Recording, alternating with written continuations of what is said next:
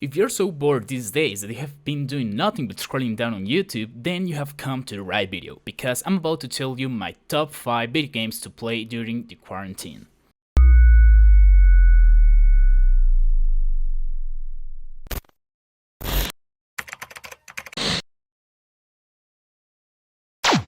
Before we start, I want to make two things clear. First of all, this is my personal top, so I would really love to know yours, so make sure to leave it in the comments below. And second, I have tried to avoid the obvious games like Doom Eternal or I Love You Colonel Sanders, cause I don't really think I have to tell you to play those, right?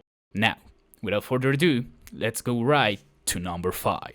Sekiro: Shadows Die Twice. I have talked about this game before in my top 5 games of the past decade, so it might not come as a surprise to some of you that this game is here.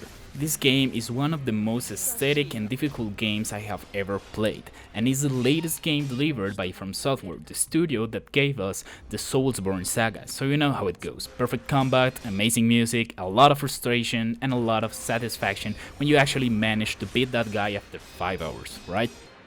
To me, this is the most polished Souls-like game so far, and I think it's a great game to play in a quarantine, as it will give you a lot of playtime, between 30 to 80 hours depending on your skill level, the path you choose to get to the ending, or the amount of exploration you want to do on your first round. And also, it has 4 different endings, so you can try to catch them all. Yeah, good luck with that. Number 4. Ori and the Will of the Wisp. If you have already played Ori and the Blind Forest, you probably don't need me to tell you why you should play this game. And if you haven't, congratulations, you have 2 amazing games to look forward to. As you might be able to tell from my Let's Play, I really love this game.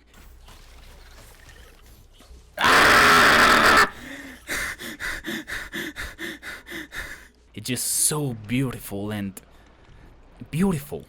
Some have even called it the most beautiful Metroidvania. The gameplay is just so fluid, and the soundtrack, oh god, the soundtrack. Please do not hesitate to play this game, because I can assure you you're going to have a total blast. Or if you don't have money, you can go watch my Let's Play.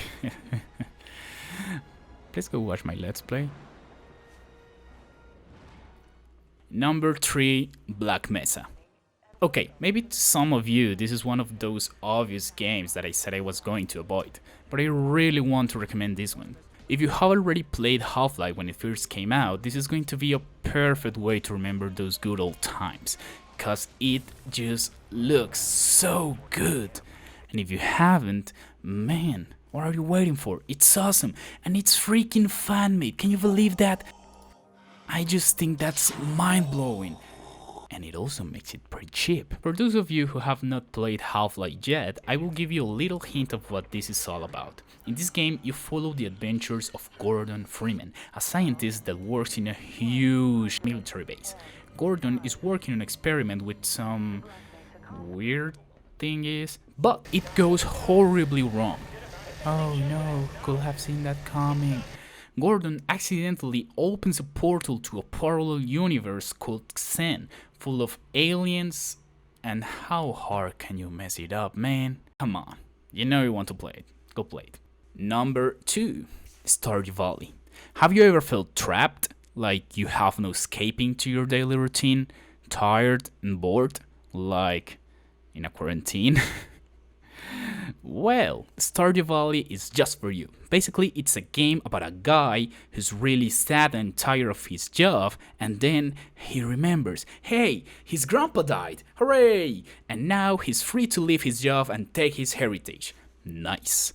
And that's how you get to Pelican Town, to your very own farm, ready to begin your new life as a farmer.